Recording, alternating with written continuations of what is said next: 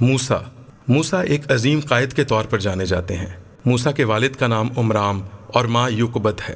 موسیٰ کے ماں اور باپ دونوں کا تعلق لاوی کے گھرانے سے تھا۔ لاوی یعقوب کا بیٹا تھا اور یوسف کا بھائی تھا، یعنی موسیٰ کا تعلق بھی ابراہیم کی نسل یعقوب کے گھرانے سے تھا۔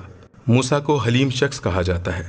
موسیٰ کے 2 بیٹے تھے، ایک جیرسوم اور دوسرا ایلیعزر۔ موسیٰ کی بیوی کا نام صفورہ تھا اور اس کے بعد انہوں نے ایک کوشی عورت سے بھی بیاہ کیا۔ ان کی پیدائش اس دور میں ہوئی جب بنی اسرائیل مصر میں دکھ اٹھا رہے تھے، اور فرعون نے جو یوسف کو نہیں جانتا تھا انہیں دکھ دیا اور بنی اسرائیل کے بیٹوں کو مارنے کا حکم دیا۔ موسیٰ کی ماں انہیں ایک ٹوکرے میں ڈال کر دریا کے کنارے جھاؤ میں چھوڑ آئی۔ فرعون کی بیٹی نے وہاں اس ٹوکرے کو دیکھا اور وہاں پر انہیں موسیٰ ملا، اور وہاں سے موسیٰ کو اپنے گھر لے آئیں اور اس کی پرورش کی۔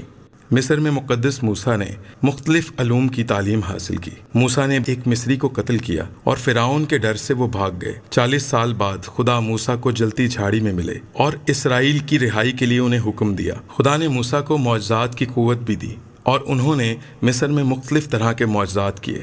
مقدس موسیٰ نے فرعون سے کہا کہ وہ بنی اسرائیل کو خدا کے حکم کے مطابق وہاں سے لے کر جانا چاہتے ہیں۔ فرعون کے اجازت نہ دینے پر مختلف طرح کی وبائیں اور بیماریاں وہاں پر نازل کی گئیں۔ موسیٰ کے وسیلے سے بحر کلزم کے 2 حصے ہوئے، چٹان سے پانی نکل آیا، بیابان میں من برسا۔ 2 مرتبہ 40 دن کے لیے وہ خدا کے حضور کوہ سینا پر گئے۔ وہاں پر انہیں 10 احکام اور شریعت بھی دی گئی۔ خدا موسیٰ سے روبرو بات کرتے تھے۔